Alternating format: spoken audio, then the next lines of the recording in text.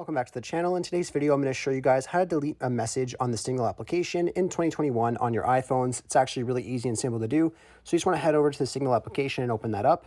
Once you're on the Signal application, you want to go to the chat that the message is on that you want to delete. So let's just say if I went to this chat right here and I want to delete this message that says test, all you have to do is long press on that message. It will then pop up stuff on the bottom of your screen.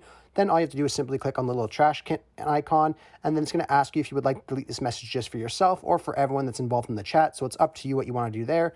But let's just say if I want to delete this message entirely for everyone, you just click on delete for everyone and then delete for everyone again. And then it will then remove that message for you, just like it says right here. You deleted this message, so you're good to go from this point on. I really hope I was able to help you guys out with showing you guys how to delete a message on the Signal application in 2021. If this video does help you, be sure to leave a like on the video and subscribe for more content. Thanks for watching.